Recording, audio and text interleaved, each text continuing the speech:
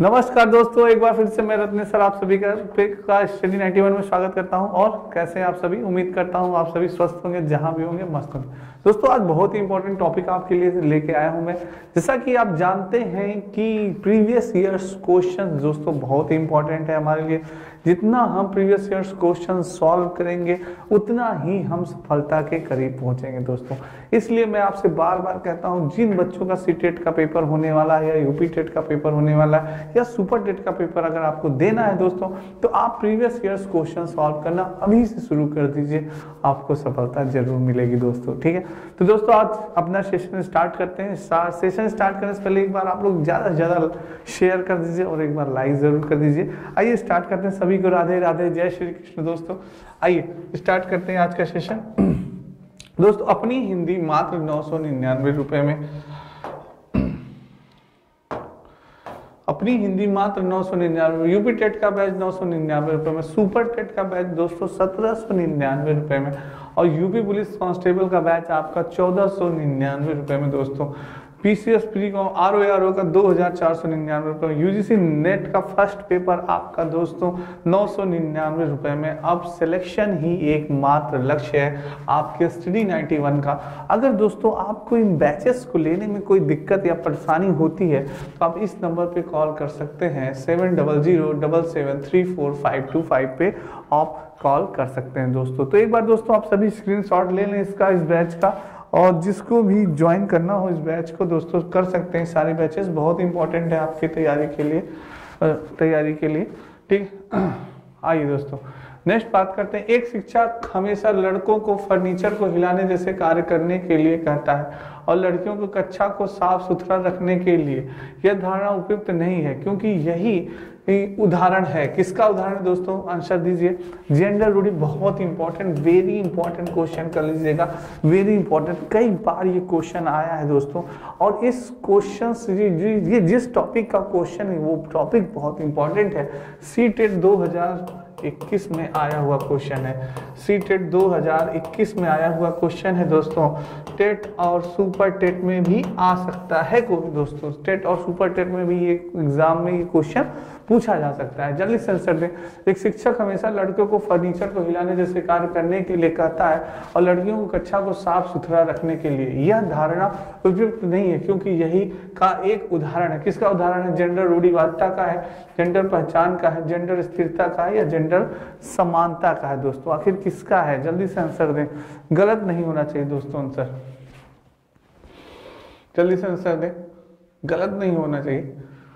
बहुत ही बढ़िया, बहुत बढ़िया आंसर है, बिल्कुल दोस्तों बहुत सही आंसर आपने दिया।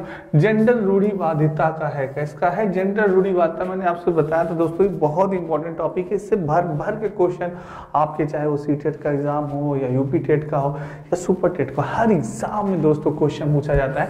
यानी कि एक शिक्षक हमेशा लड़कों को फर्नीचर को हिलाने जैसे कार्य करने के लिए कहता है और लड़कियों को कक्षा को साफ सुथरा, यानी कि टफ वर्क। जैसे कि आपको मेज हिलाने के लिए कह दिया गया इस मेज को इधर करिए, इस चेयर को उस तरफ ले जाइए, इस मेज को, तो सिर्फ लड़कों के लिए बुलाता है, बेटा इधर आओ जरा मेज उधर कर दो। और अगर साफ सफाई करनी है, झाड़ू लगाना है या कुछ भी साफ करना है, गुड़िया तुम जरा साफ करो, तुम मधु तुम साफ करो, हीना तुम साफ करो। तो ये क्या है दोस्तों कि क्या यानी कि जो टफ वर्क है केवल लड़के ही कर सकते हैं, लड़कियां नहीं कर सकती। जैसे आप देखते होंगे कि सेना में भर्ती सिर्फ ये होता है कि कुछ लोगों की थॉट्स होती है कि लड़के ही सेना में भर्ती हो सकते हैं, क्या लड़कियां नहीं हो सकती? तो ये सब उदाहरण किसके दोस्तों? लड़कियां ही केवल खाना बना सकती हैं, लड़के खाना नहीं बना सकते। लड़कियां ही क्या कहते हैं, लड़के बाहर जाके शिक्षा ग्रहण कर सकते हैं पर लड़कियां ग्रहण नहीं कर सकती। ये सब थॉट किसके हैं? ये सब उदाहरण किसके? एग्जाम्पल है जेंडर रूढ़िवादिता का दोस्तों। बहुत इंपॉर्टेंट क्वेश्चन है, कई बार क्वेश्चन भर भर के पूछा जाता था। एक बार क्वेश्चन आया था दोस्तों कि एक लड़का है जो कि अपने खिलौना टूटने पर रोने लगता है तो उसके पिताजी आते हैं, उसको कहते हैं क्या तुम लड़कियों की तरह रो रहे हो? तो ये किसका उदाहरण है? ऐसे क्वेश्चन पूछा गया था। तो ये क्वेश्चन जेंडर रूढ़िवादिता का ही उदाहरण है। ऐसे आपके एग्जाम में भर भर के क्वेश्चन पूछे जाते हैं, चाहे सीटेट हो या यूपी टेट हो या सुपर टेट। तो ये बहुत इंपॉर्टेंट टॉपिक है, इसको पढ़ लीजिएगा दोस्तों, नेक्स्ट है समावेशी शिक्षा, वेरी इंपॉर्टेंट।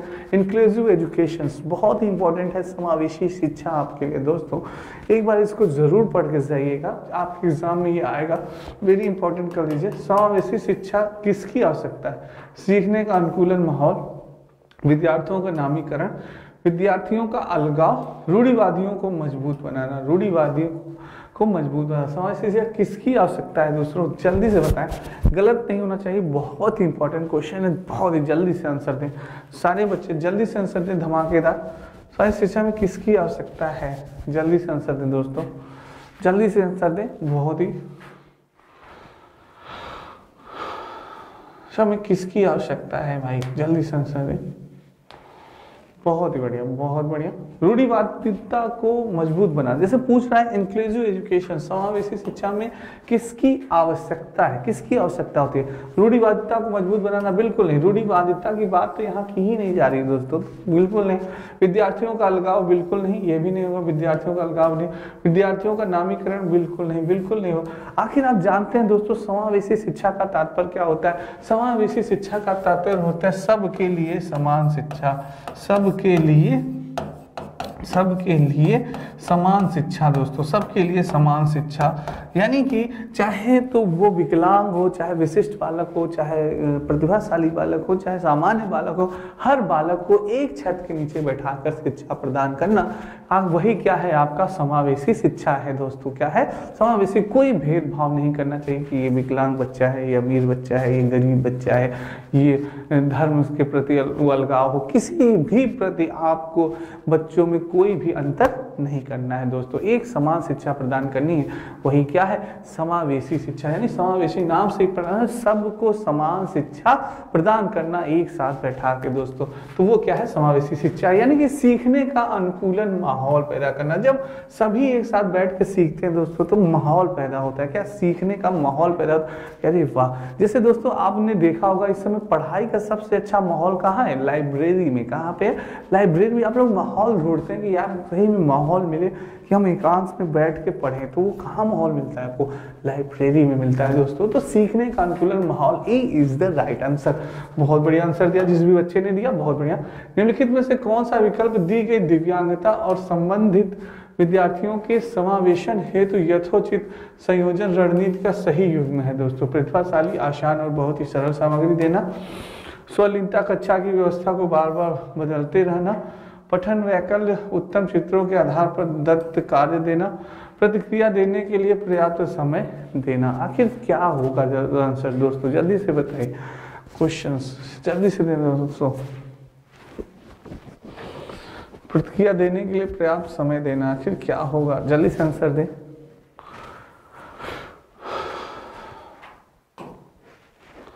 गलत नहीं होना चाहिए, जल्दी से आंसर दें।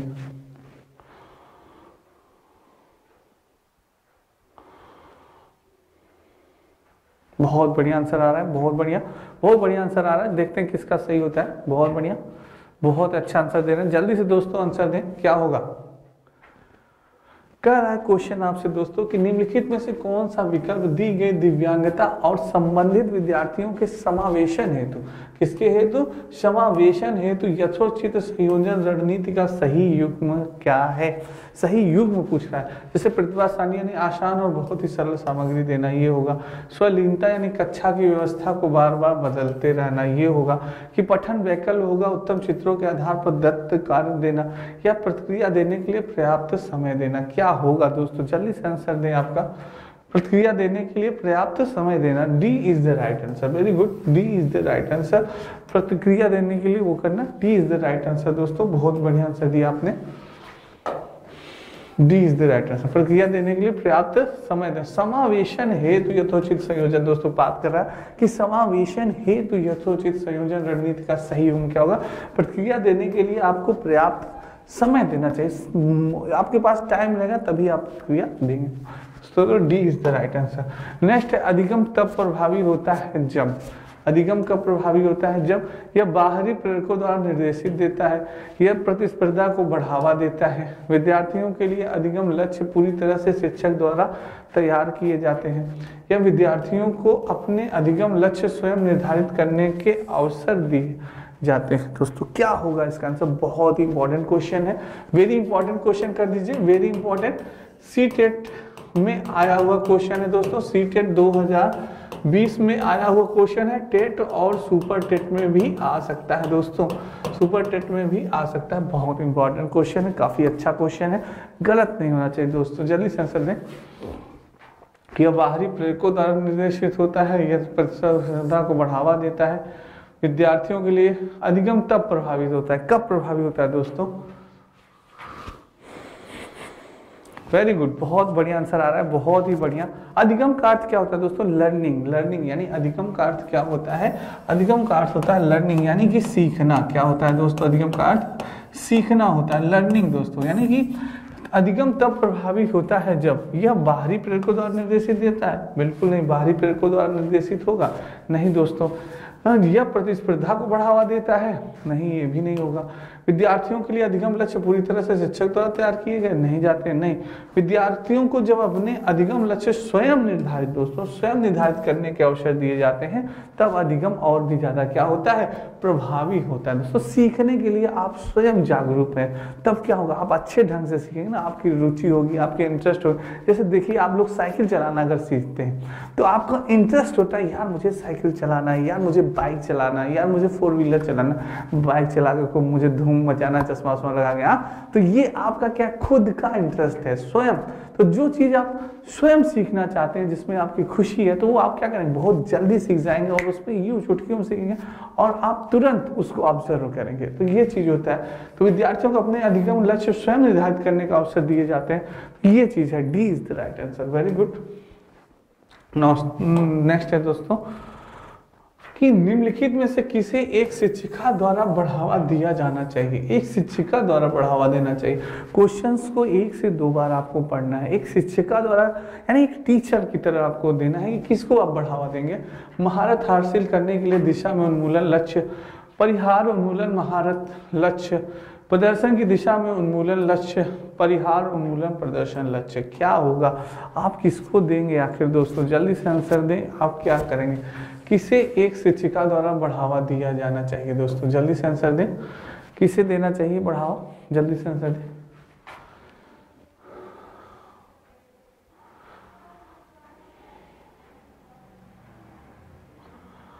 महारत हासिल करने की दिशा में, जल्दी बताइए, निम्नलिखित किसे एक शिक्षिका द्वारा बढ़ावा देना? एक टीचर बन के आपको आंसर देना है दोस्तों। बहुत क्या?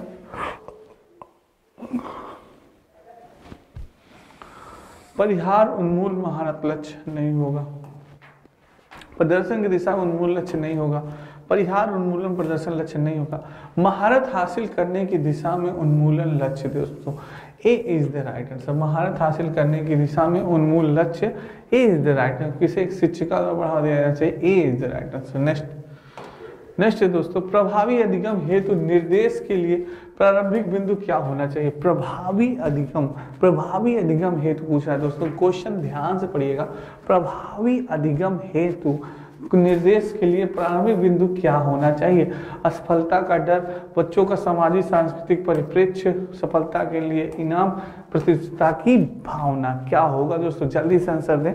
6 का क्या होगा? बच्चों के क्या होगा दोस्तों? प्रभावी अधिगम हेतु निर्देश के लिए प्रारंभिक बिंदु क्या होना चाहिए? प्रारंभिक बिंदु पूछ रहा है दोस्तों। बिल्कुल, प्रारंभिक पूछ रहा है। बहुत बढ़िया आंसर आ रहा है। जल्दी से आंसर दे। वेरी इंपॉर्टेंट क्वेश्चन कर लीजिएगा, वेरी इंपॉर्टेंट दोस्तों। सीटेट में पूछा गया क्वेश्चन है, सीटेट 2019 का क्वेश्चन है दोस्तों, और टेट और सुपर टेट में भी आ सकता है। वेरी इंपॉर्टेंट कर दीजिएगा, वेरी इंपॉर्टेंट। जल्दी से आंसर दें। प्रभावी अधिगम हेतु निर्देश के लिए प्रारंभिक बिंदु क्या होना चाहिए दोस्तों? बिल्कुल सही आंसर आ रहा है आपका, बिल्कुल सही आंसर दे रहे हैं आप लोग। बच्चों का सामाजिक सांस्कृतिक परिप्रेक्ष्य दोस्तों, B is the right answer. बच्चों के सामाजिक सांस्कृतिक परिप्रेक्ष्य, B is the right answer. बहुत सही आंसर दिया आपने। प्रभावी अधिगम बिंदु, प्रारंभिक बिंदु जो होता है, प्रारंभिक बिंदु क्या होता है? जो बच्चे सीखते हैं, आपको मैंने बताया दोस्तों, बच्चे जब सीखते हैं सर्वप्रथम किससे सीखते हैं? समाज से सीखते हैं। और समाज का कौन है? समाज के पार्ट कौन है? हमारे समाज का पार्ट हमारा परिवार है, हमारा टीचर है, हमारा आस पड़ोस है, हमारे दोस्त है, ये सब क्या है दोस्तों, ये समाज के ही पार्ट है, समाज के ही अंग हैं। तो ये है, तो सांस्कृतिक, और हम सांस्कृतिक परिप्रेक्ष्यों से भी सीखते हैं सर्वप्रथम दोस्तों। तो ये B is the right answer, ठीक है।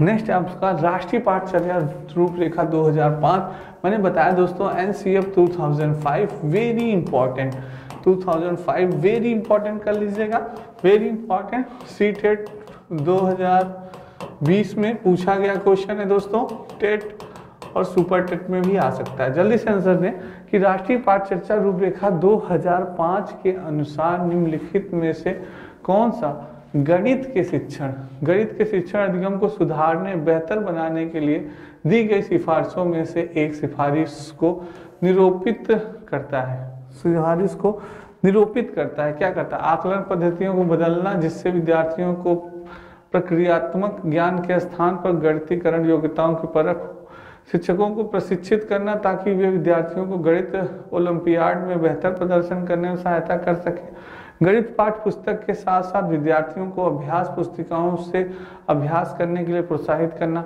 गणित को लोकप्रिय करने के लिए ध्यान फोकस युवाओं की रोजगार पाने की योग्यताओं को बढ़ाने पर स्थानांतरित करना। क्या होगा इसका आंसर, जल्दी से आंसर दें, गलत नहीं होना चाहिए दोस्तों, क्या होगा इसका आंसर, जल्दी से आंसर दें।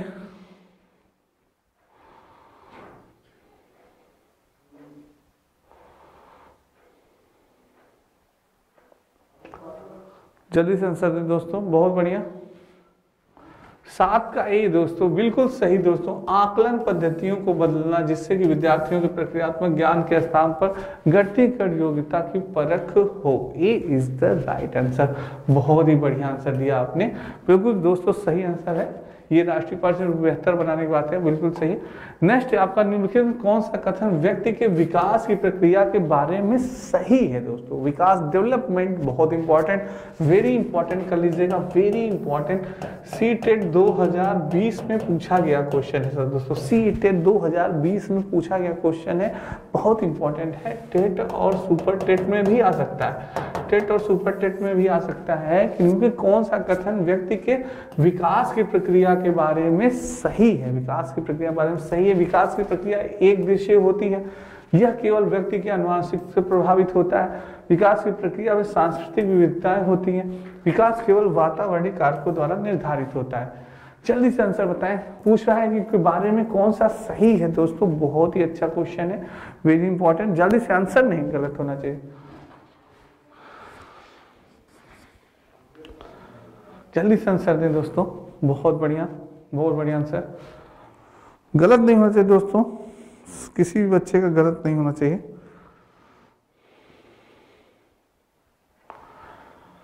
कौन सा कथन है कि व्यक्ति के विकास की प्रक्रिया के बारे में सही है, निम्नलिखित कौन सा कथन सही है। विकास की प्रक्रिया एक दिवसीय नहीं दोस्तों, विकास की प्रक्रिया एक दिवसीय नहीं होती, विकास तो कई रूप से होता है, हमारा सर्वांगीण विकास होता है। क्या होता है, सर्वांगीण विकास होता है, चारों तरफ से होता है, सार्वभौमिक होता है, ये नहीं होगा, एक दिवसीय नहीं होगा। यह केवल व्यक्ति की आनुवंशिकता से, बिल्कुल नहीं। क्या विकास केवल आनुवंशिकता पर निर्भर नहीं, विकास हमारा आनुवंशिकता और पर्यावरण दोनों से संबंधित होता है दोस्तों, इस बात को ध्यान रखिएगा, बहुत इंपॉर्टेंट टॉपिक है। विकास की प्रक्रिया में सांस्कृतिक विविधताएं होती है, विकास केवल वातावरणीय कारकों द्वारा निर्धारित, तो बिल्कुल नहीं, विकास केवल वातावरण ही निर्धारित नहीं होता, बल्कि वंशानुक्रम और वातावरण दोनों दोस्तों, दोनों से प्रभावित होता है आपका क्या, डेवलपमेंट, यानी कि विकास दोस्तों। तो यहाँ पे विकास की प्रक्रिया में सांस्कृतिक विविधताएं होती हैं, बिल्कुल, विकास की प्रक्रिया में सांस्कृतिक विविधताओं का बहुत ही महत्वपूर्ण रोल होता है दोस्तों, ये राइट है आपका, बिल्कुल सही आंसर दिया आपने, सी। जिन बच्चों ने दिया बहुत ही बढ़िया प्रश्न दिया, बिल्कुल आप आज फॉर्म में दोस्तों। नेक्स्ट क्वेश्चन है, निम्न में से कौन से कारकों द्वारा विद्यालय में बच्चों का अधिगम से जुड़ाव प्रभावित होता है। अधिगम का जुड़ाव क्या होता है, प्रभावित हो रहा है। पारिवारिक सामाजिकरण, समकक्षी संबंधों से, सांस्कृतिक मूल्यों से, या बच्चों का आत्म सम्मान से दोस्तों। एक का 4 होगा, दूसरा चौथा, पहला दूसरा तीसरा, और पहला और तीसरा क्या होगा, जल्दी से आंसर दें दोस्तों। कौन से कारकों द्वारा विद्यालय में बच्चों के अधिगम से जुड़ाव प्रभावित होता है, क्या होगा दोस्तों, जल्दी से आंसर दें, गलत नहीं होना चाहिए।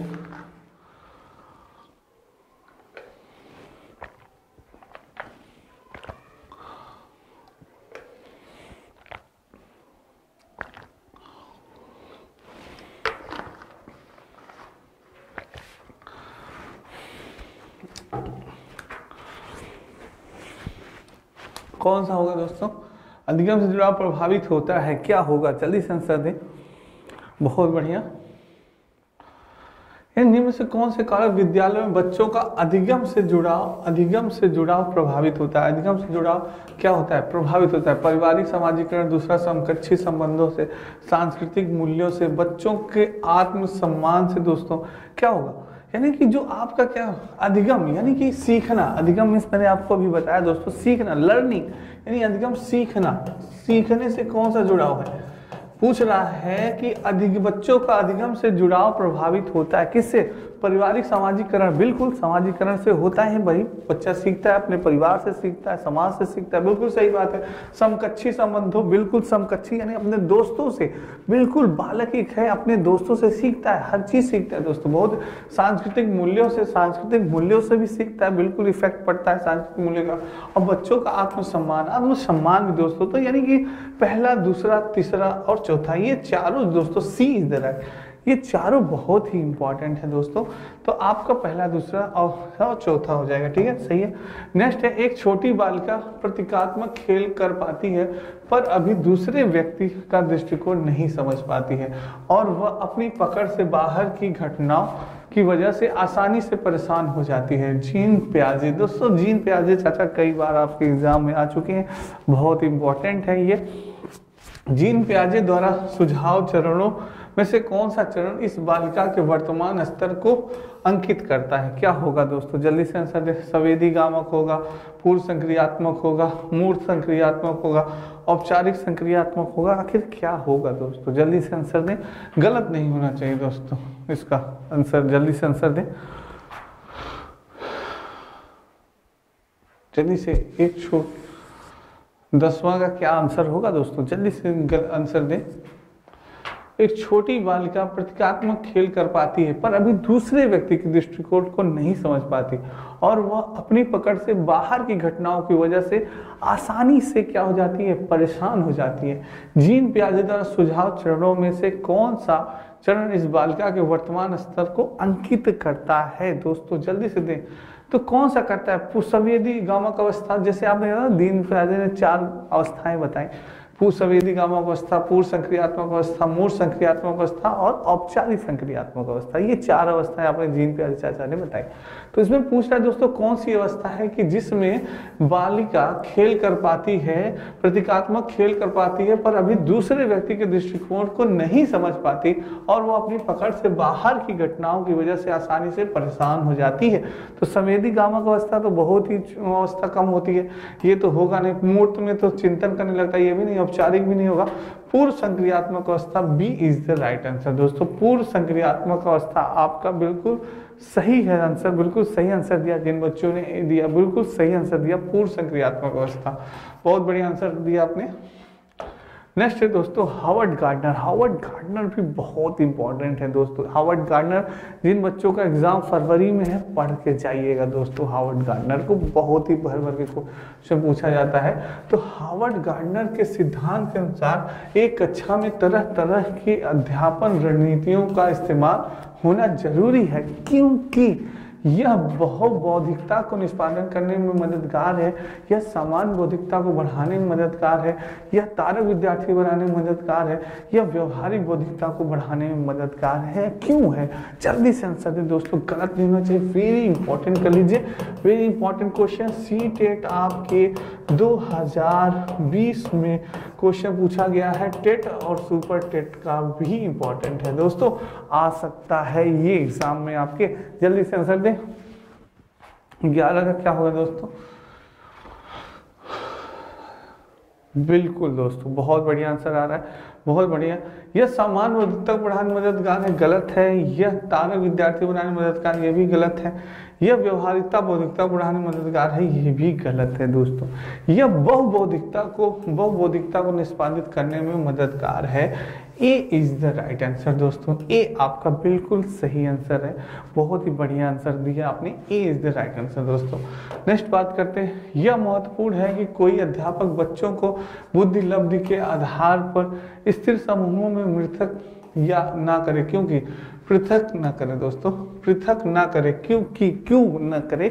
यह अध्यापक के लिए असुविधाजनक है, यह विद्यालय के लिए असुविधाजनक है, यह बच्चों को एक दूसरे के साथ अंतः सामूहिक प्रतिस्पर्धा नहीं करने देता, बुद्धि लब्धि संकल्पना स्थायी नहीं है और यह बच्चों को चिन्हित करने से के लिए जिम्मेदार हो सकती है।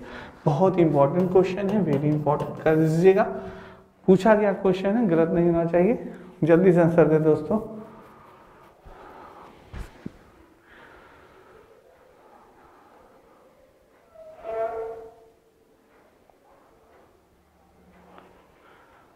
बिल्कुल, बहुत बढ़िया आंसर दे रहे हैं। बिल्कुल दोस्तों, बिल्कुल सही क्वेश्चन है कि यह महत्वपूर्ण है कि कोई अध्यापक बच्चों के बुद्धि लब्धि के आधार पर स्थिर समूहों में पृथक ना करे। क्योंकि दोस्तों बहुत बढ़िया आंसर दे रहे हैं सभी बच्चे, बहुत बढ़िया। क्योंकि बुद्धि लब्धि संकल्पना स्थायी नहीं होती। क्या होती है? स्थायी नहीं होती दोस्तों, और यह बच्चों को चिन्हित करने के लिए जिम्मेदार हो सकती है। D is the right answer. बिल्कुल सही, जिन बच्चों ने डी दिया आंसर, बहुत सही आंसर दिया है दोस्तों। नेक्स्ट है आपकी अपनी हिंदी 299 रुपए में, वीडियो का बैच आपका 199 रुपए में, पेट कॉम्बो आपकी 350 रुपए में, पेट बुक्स आपकी 300 रुपीज में, आरो की बुक 175 में, लेखपाल कॉम्बो आपकी 300 रुपीज में दोस्तों। और आपको कोई भी दिक्कत है दोस्तों तो आप इस नंबर पे कॉल कर सकते हैं, 7007734525 पे कॉल कर सकते हैं। इन पुस्तकों को आसानी से आप मंगा सकते हैं, कोई भी दिक्कत परेशानी नहीं है दोस्तों, और ये फ्री ऑफ कॉस्ट है, ठीक है। बेहतर नहीं, सबसे बेहतर पढ़ें। तो दोस्तों ये चीज़ें बहुत इंपॉर्टेंट है, सभी बच्चे स्क्रीनशॉट ले लें इसका, बहुत इंपॉर्टेंट है। सारी पुस्तकें दोस्तों आपके लिए रामबाण है।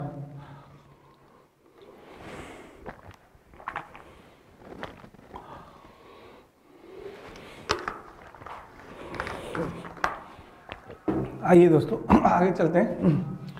नेक्स्ट क्वेश्चन है, एक प्रगतिशील कक्षा। दोस्तों प्रगतिशील कक्षा में निम्न में से कौन सा मूल्यांकन विधि का इस्तेमाल नहीं होता होगा? मूल्यांकन विधि दोस्तों बहुत इंपॉर्टेंट है, वेरी इंपॉर्टेंट क्वेश्चन कर दीजिएगा। सीटेट 2020 में पूछा गया क्वेश्चन है दोस्तों, 2020 में पूछा गया क्वेश्चन है। टेट और सुपर टेट में भी पूछा जा सकता है दोस्तों। जल्दी से बताएं, एक प्रगतिशील कक्षा में निम्न में से कौन सी मूल्यांकन विधि का इस्तेमाल नहीं होता होगा? अध्यापकों द्वारा मननशील जनरल का इस्तेमाल, स्वयं मूल्यांकन एवं समकक्षी मूल्यांकन, केवल मानक निर्देशित मूल्यांकन पर आश्रय, विद्यार्थियों के पोर्टफोलियो तैयार करना। क्या है दोस्तों? जल्दी से आंसर दें, गलत नहीं होना चाहिए। बहुत बढ़िया आंसर आ रहा है, देखते हैं। बहुत ही बढ़िया आंसर दे रहे हैं, कुछ लोग ए बता रहे हैं, कुछ लोग बी बता रहे हैं, देखते हैं किसका सही होता है। क्वेश्चन है, एक प्रगतिशील कक्षा में निम्न में से कौन सी मूल्यांकन विधि का इस्तेमाल नहीं होता होगा? दोस्तों तो अध्यापकों द्वारा मननशील जनरल का इस्तेमाल गलत है, बिल्कुल गलत है। स्वयं मूल्यांकन समकक्षी मूल्यांकन, स्वयं मूल्यांकन आप कर सकते हैं अपना, स्वयं समकक्षी मूल्यांकन ये भी गलत। अध्यापक की बात हो रही है केवल मानक, सॉरी दोस्तों, केवल मानक निर्देशित मूल्यांकन पर आश्रय, सी इज द राइट आंसर। बहुत ही बढ़िया आंसर दिया कि बच्चों ने, सी, केवल आप मानक निर्देशित मूल्यांकन कर सकते हैं दोस्तों, ठीक है। तो सी इज द राइट आंसर, बिल्कुल सही आंसर दिया दोस्तों आपने।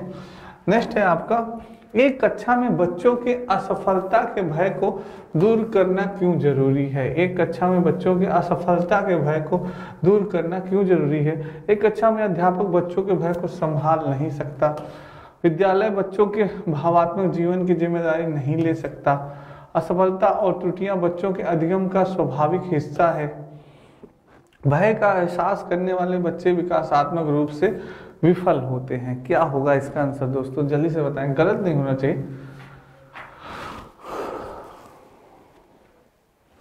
क्यों जरूरी है? कक्षा में बच्चों के असफलता के भय को दूर करना क्यों जरूरी है? जल्दी से आंसर दें, गलत नहीं होना चाहिए दोस्तों, गलत नहीं होना चाहिए। बहुत बढ़िया।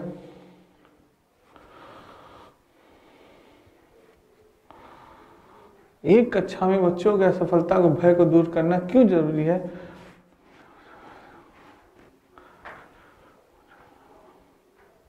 बहुत बढ़िया आंसर आ रहा है, बहुत इंपॉर्टेंट क्वेश्चन है। एक कक्षा में बच्चों की असफलता के भय को दूर करना क्यों जरूरी है? एक कक्षा में अध्यापक बच्चों के भय को संभाल नहीं सकता, ये नहीं होगा। विद्यालय बच्चों की भावनात्मक जीवन की जिम्मेदारी नहीं ले सकता, ये भी नहीं होगा। भय का एहसास करने वाले बच्चे विकासात्मक रूप से विफल होते हैं। असफलता और त्रुटियां बच्चे के अधिगम को स्वाभाविक हिस्सा है। बिल्कुल दोस्तों, ये आपका सी इज द राइट आंसर। असफलता और त्रुटियां बच्चों के अधिगम के स्वाभाविक हिस्सा। दोस्तों गलती नहीं होगी अगर आपसे सीखने में, तो आप कैसे सीखेंगे दोस्तों? ऐसा तो है नहीं कि हर कोई व्यक्ति परफेक्ट है, किसी से कुछ ना कुछ गलतियां तो हमेशा होती रहती हैं दोस्तों। तो ये है दोस्तों, यानी गलतियां तो होना स्वाभाविक है, आपसे गलतियां तो होंगी ही दोस्तों।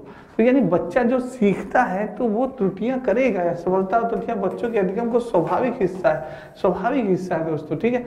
क्यों जरूरी है? इसलिए कि भाई गलती होगी तो उससे डरना नहीं चाहिए, विफलता से करने में डर के भागना नहीं चाहिए दोस्तों। तो ये है आपका सी इज द राइट आंसर, ठीक है। नेक्स्ट है आपका शिक्षिका कक्षा में सकारात्मक रूप से सीखने का वातावरण किस प्रकार सुनिश्चित कर सकती है? एक टीचर बन के आपको आंसर देना है। आप सोचिए कि अब आप एक टीचर हैं, जल्दी से आंसर दें।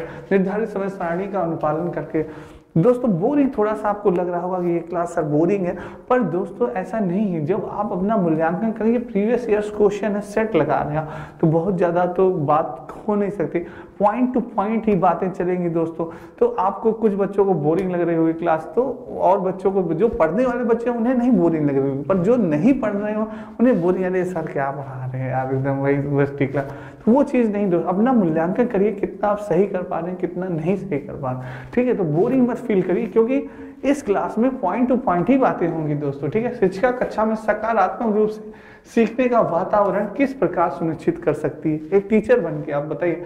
निर्धारित समय सारणी का अनुपालन करके, पुरस्कार एवं सजा का प्रयोग कर, बच्चों को अनुशासित रख के, बच्चों को संवेगों को सीखने की प्रक्रिया का हिस्सा बनाकर, बच्चों की अक्षमता के आधार पर उनका विभेदीकरण करके एवं अलग अलग समूह बनाएंगे। बताइए दोस्तों, आप भी एक टीचर बनने जा रहे हैं, क्या करेंगे आप, कैसे वो करेंगे? सकारात्मक रूप से सीखने का वातावरण किस प्रकार सुनिश्चित करेंगे आप सभी? जल्दी से बताएं आंसर दोस्तों, जल्दी से। बहुत बढ़िया, बहुत बढ़िया। निर्धारित समय सारणी का अनुपालन करके नहीं होगा, पुरस्कार एवं सजा का प्रयोग कर। पुरस्कार एवं सजा, सजा की तो बिल्कुल नहीं, पुरस्कार एवं सजा की बात बिल्कुल नहीं। आपका answer 2005, RTI 2009, national education policy 2020 कहता है कि आप बच्चे को उंगली तक नहीं दिखा सकते दोस्तों, तो सजा तो बहुत दूर की बात है। तो इसका ध्यान देना है आपको कि सजा पुरस्कार की बात हो, तुरंत उस ऑप्शन को काट दीजिए भी आंख मूंद के दोस्तों। तो बच्चों की क्षमता के आधार पर उनका विभेदीकरण करके, विभेदीकरण अलगाव करने की बात की जाए, तुरंत वो भी दोस्तों आंख मूंद के मार दीजिए। बच्चे के संवेगों को सीखने की प्रक्रिया का हिस्सा बनाकर, सी इज द राइट आंसर दोस्तों, ठीक है। नेक्स्ट, कक्षा में परिचर्चा के दौरान क्या एक शिक्षिका को विद्यार्थियों के गलत उत्तर सही करने चाहिए? कक्षा में परिचर्चा के दौरान क्या एक शिक्षिका विद्यार्थियों के गलत उत्तर को सही करना चाहिए? हाँ, बच्चों की त्रुटियों को तुरंत संशोधन करना चाहिए। नहीं, बच्चों को अभिव्यक्ति करने के लिए प्रोत्साहित करना चाहिए बिना गलत होने के भय के। गलत उत्तर हमेशा संज्ञानात्मक दक्षता की कमी को दर्शाते हैं एवं इन्हें हमेशा सुधारना चाहिए। ये होगा, जानकारी प्राप्त करने के लिए आते हैं, इसलिए उनके उत्तरों को तुरंत सुधारना चाहिए। क्या होगा दोस्तों आंसर? जल्दी से आंसर दें, गलत नहीं होना चाहिए, जल्दी से आंसर दें।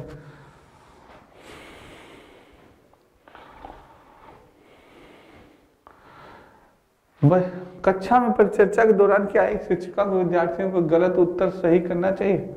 बी होगा दोस्तों। नहीं, बच्चों को अभिव्यक्त करने के लिए प्रोत्साहित करना चाहिए बिना गलत होने के भय के। 16 का बी होगा दोस्तों, B is the right answer, B is the right answer. बहुत अच्छा आंसर दिया आपने, B is the right answer. Next है आपका, एक बच्चा वर्ग और आयत दोस्तों, एक बच्चा वर्ग और आयत में अंतर नहीं कर पा रहा। क्या कर रहा है? वर्ग और आयत में अंतर नहीं कर रहा। जैसे ये वर्ग हो गया दोस्तों, और आपका ये क्या हो गया? ये आयत हो गया दोस्तों। तो वर्ग और आयत में अंतर नहीं कर पा रहा है, वह दोनों को एक ही श्रेणी में निर्धारित करता है। वैन हीले दोस्तों, वैन हीले बहुत इंपॉर्टेंट है आपका ज्यामितीय चिंतन का, उन्होंने सिद्धांत दिया था। किसने दिया था? वैन हीले ने दिया था। तो वैन हीले के ज्यामितीय तर्क के सिद्धांत के अनुसार छात्र किस चरण में है दोस्तों, बहुत ही इंपॉर्टेंट, वेरी इंपॉर्टेंट कर लीजिएगा। सीटेट 2021 में पूछा गया क्वेश्चन है, गलत नहीं होना चाहिए। अभिग्रहित स्तर, विश्लेषण स्तर, निगमन स्तर या दृश्यीकरण स्तर, दोस्तों क्या होगा, जल्दी से आंसर दें। गलत नहीं होना चाहिए, बिल्कुल गलत नहीं होना चाहिए। बिल्कुल सही आंसर दे रहे हैं दोस्तों सारे बच्चे, बहुत ही बढ़िया आंसर दें। गलत नहीं होना चाहिए, किसी बच्चे का गलत नहीं होना चाहिए दोस्तों, बहुत ही बढ़िया, गलत नहीं होना चाहिए, बिल्कुल सही दोस्तों। दृश्यीकरण, विजुअलाइजेशंस, दृष्टिकरण स्तर है दोस्तों। इसमें क्या होता है, अब बालक नहीं समझ पाता, नहीं उसको स्पष्ट समझ में आता है कि वर्ग क्या है, आयत क्या है, अंतर नहीं कर पाता दोस्तों, तो वो चीज है दोस्तों किसमें, किस स्तर में, वो अपने दृष्टिकरण स्तर में होता है दोस्तों। D is the right answer. Next है राष्ट्रीय पाठ्यक्रम रूपरेखा 2005 के अनुसार, राष्ट्रीय पाठ्यक्रम रूपरेखा एनसीएफ 2005 के अनुसार दोस्तों, बच्चे शिक्षक द्वारा दी गई सामग्री के निष्क्रिय प्राप्त करता है, बच्चों में अधिगम की विनिमयता करने की क्षमता नहीं होती है, बच्चे रटने के माध्यम से सर्वश्रेष्ठ सीखते हैं, बच्चे ज्ञान के निर्माण में सक्रिय भूमिका। दोस्तों बहुत ही important question, very very very important कर लीजिएगा। सीटेट 2020 में पूछा गया क्वेश्चन है दोस्तों, सारे क्वेश्चन पूछे गए क्वेश्चन है, बहुत ही इंपॉर्टेंट है। और दोस्तों मैं आपको बता दूं एनसीएफ 2005 तो ये है ही, और एनसीएफ 2022 इससे भी आपके सीटेट में भर भर के क्वेश्चन पूछे गए थे। इस बार दोस्तों सीटेट में आपसे भर भर के एनसीएफ 2005, एनसीएफ 2022 और नेशनल एजुकेशन पॉलिसी 2020, आरटीए 2009 भर भर के क्वेश्चन पूछे गए, बहुत इंपॉर्टेंट है। सारे बच्चे जल्दी से आंसर दें, गलत नहीं होना चाहिए दोस्तों। क्या होनी चाहिए, गलत नहीं होना चाहिए किसी बच्चे का। बहुत बढ़िया आंसर दे रहे हैं, बिल्कुल दोस्तों बहुत ही सही आंसर। राष्ट्रीय पाठ्यक्रम रूपरेखा 2005 के अनुसार बच्चे शिक्षक द्वारा दिशा में निष्क्रिय प्राप्तता, बिल्कुल नहीं, एक्टिव होते हैं भाई, निष्क्रिय नहीं होंगे, गलत है। बच्चों में अधिगम की विनिमयता करने की क्षमता नहीं होती, बिल्कुल नहीं, अधिगम करने विनिमयता की क्षमता होती है, सबसे अधिक होती है किसमें, बालक में होती है दोस्तों।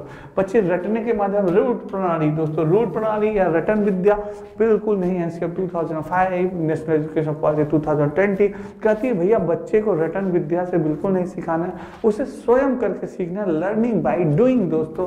तो ये भी बिल्कुल गलत है, रटन विद्या जहां आए आंख मूंद के मार दीजिएगा। अब आता है दोस्तों लास्ट ऑप्शन, बच्चे ज्ञान के निर्माण में क्या होते हैं, सक्रिय भूमिका निभाते, एक्टिव होते हैं दोस्तों। क्या होते हैं बच्चे, एक्टिव होते हैं। D is the right answer. बच्चे क्या होते हैं, बच्चे और टीचर दोनों ही एक्टिव होते हैं, बिल्कुल दोस्तों। अगर दोनों एक्टिव नहीं रहेंगे तो कैसे सिखा पाएंगे, तो D is the right answer. Next है दोस्तों, भाषा अर्जन होता है जब, ये आपके लैंग्वेज का एक क्वेश्चन है दोस्तों, देखते हैं कौन सा आंसर देते हैं, कौन सा मेरा शेर और शेरनी आंसर देते हैं। भाषा अर्जन होता है जब, कब दोस्तों, बच्चों को व्याकरण के नियम पढ़ाए जाते हैं, बच्चे को पुरस्कार या दंड दिया जाता है, बच्चों को भाषा के अवसर मिलते हैं, बच्चा बिना सचेतन ध्यान के भाषा ग्रहण करता है। दोस्तों जल्दी से आंसर बताइए, मैं आपको ऑप्शन काटने का एक बहुत अच्छा एक ट्रिक बताऊंगा इस क्वेश्चन पे कि कैसे दो ऑप्शंस को छाटा जाता है या हटाया जाता है। जल्दी से बताएं दोस्तों, बहुत बढ़िया आंसर दे रहे हैं सारे बच्चे। दोस्तों भाषा अर्जन होता है जब, भाषा अर्जन जब होता है, अब देखिए, अब आपको इसमें से दो ऑप्शन हटाने हैं। पहला, आपको तो थोड़ी जानकारी तो होगी कि भाई रटन विद्या पे या दंड की बात तो बिल्कुल नहीं होती, पुरस्कार दंड की बात बिल्कुल नहीं, तो बी ऑप्शन तो तुरंत हट गया। और बच्चा बिना सचेतन ध्यान के भाषा ग्रहण करता है, बिना ध्यान के कोई चीज आप सीख सकते हैं, कोई चीज ग्रहण कर सकते हैं, नहीं। ये दो ऑप्शन आपके हट गए। अब सी और ए, ये ऑप्शन हो सकते हैं कि बच्चे को व्याकरण के नियम पढ़ाए जाते हैं, बच्चे को भाषा के अवसर मिलते हैं। तो ये अब आपको दो ऑप्शन बचा, दो ऑप्शन तुरंत आपने काट दिया। आप मुझे कह रहे यार पुरस्कार और दंड की तो बिल्कुल बात नहीं की जाती, बिल्कुल नहीं। दंड मैंने भी आपको बताया कि NCF 2005, national education policy 2020, RT act 2009 कहता है बिल्कुल आप उंगली नहीं दिखा सकते बच्चे को, तो दंड की बात तो बहुत दूर है। तुरंत दंड जहां आपके ऑप्शन में आया, आंख मूंद के उसको काट दीजिए, जो होगा फिर देखा जाएगा। फिर दोस्तों बच्चे बिना सचेतन या ध्यान के, बिना सचेत के आप कोई चीज सीख सकते हैं, बिल्कुल नहीं। चाहिए, ये भी आंख मूंद के। अब बचा 2 क्वेश्चन। यहाँ है बच्चों के व्याकरण के नियम पढ़ाए जाए। बच्चे को भाषा सीखने में व्याकरण करो, बिल्कुल नहीं, उसमें व्याकरण अभी सिखाने की बात हो रही, भाषा अर्जन की बात हो रही है। तो बच्चे को भाषा का अवसर मिले तब बालक सीखता है दोस्तों। जैसे किसी को बोलना है, अगर किसी चीज को आपको बोलना है तो अवसर दिया जाए। आपको अगर हम बोलने ही नहीं देंगे तो आप बोल पाएंगे? आपको मैं कमेंट ही नहीं करने दूं, आप कमेंट कर पाएंगे? तो नहीं। तो यानी आपको अवसर दिया जाए, भाई पूछो क्या है, क्या दिक्कत है, क्या परेशानी हो रही है। तो अवसर मिलना चाहिए, बोलने के उनको अवसर मिलना चाहिए, तभी उनके भाषा का विकास होगा। C is the right answer.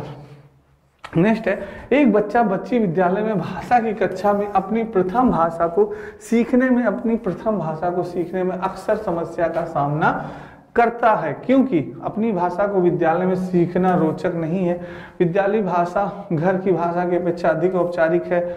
बच्चा बच्ची अपनी उस भाषा को जानता है, जानती है, तथा विद्यालय में उस भाषा को पुनः सीखने में कोई तथ्य नहीं है। विद्यालय में उस भाषा को सीखना कठिन है। क्या होगा इसका आंसर दोस्तों? जल्दी से आंसर बताएं। गलत नहीं होना चाहिए दोस्तों, बहुत बढ़िया क्वेश्चन है, इंपॉर्टेंट क्वेश्चन है, कर दीजिएगा। इंपॉर्टेंट क्वेश्चन है, गलत नहीं होना चाहिए। बहुत बढ़िया आंसर दे रहे हैं सारे बच्चे, बहुत बढ़िया। कह रहा है क्वेश्चन दोस्तों कि एक बच्चा बच्ची विद्यालय में भाषा की कक्षा में अपनी प्रथम भाषा सीखने में अक्सर समस्या का सामना करता है, क्योंकि दोस्तों विद्यालय में उस भाषा को सीखना क्या है? कठिन है। बिल्कुल सही दोस्तों, D is the right answer. आपका क्या है? D is the right. अपनी भाषा को विद्यालय में सीखना रोचक नहीं है, ये सब नहीं होगा। विद्यालय भाषा घर की भाषा की अपेक्षा अधिक औपचारिक है, नहीं भाई, घर की भाषा तो बहुत ही वो होती है, ये भी गलत है, ये भी गलत है दोस्तों। तो ये आपका डी बचा। जानता है तथा विद्यालय में उस भाषा को पुनः सीखने में कोई तथ्य नहीं है, ये गलत है। विद्यालय में उस भाषा को सीखना कठिन है, D is the right answer. बिल्कुल सही आंसर बताया। तो दोस्तों कहानी सुनाना विद्यार्थियों की सहायता करता है। क्या होगा इसका? अनुशासन में बैठने में, कक्षा कक्ष में एकाग्र होने में, कक्षा के वातावरण को आनंद लेने में, अपनी कल्पनाओं का विकसित। ये छोड़िए दोस्तों ये question. Nitin sir hand writing द्वारा ई बुक दोस्तों सारी कुछ प्राचीन इतिहास, मध्यकालीन इतिहास, आधुनिक इतिहास, ये सारी पुस्तकें नितिन सर के द्वारा बहुत ही इंपॉर्टेंट पुस्तकें हैं दोस्तों। वेरी इंपॉर्टेंट क्वेश्चंस पुस्तकें हैं। फिजिक्स हो गए, केमिस्ट्री हो गई। अगर आप कंपटीशन की तैयारी कर रहे हैं तो आपके लिए ये पुस्तकें रामबाण है दोस्तों, ठीक है। तो बाकी दोस्तों आज की क्लास आपको कैसी लगी कमेंट बॉक्स में कमेंट जरूर करिएगा। ज़्यादा से ज़्यादा लाइक कर दीजिएगा और शेयर कर दीजिएगा दोस्तों। मैंने आपको बताया है कि अगर आपको सिलेक्शन लेना है तो सिर्फ एक रामबाण है, प्रीवियस ईयर क्वेश्चन, ठीक है दोस्तों। तो आज के लिए इतना ही। राधे राधे, जय श्री कृष्ण दोस्तों और जय हिंद दोस्तों।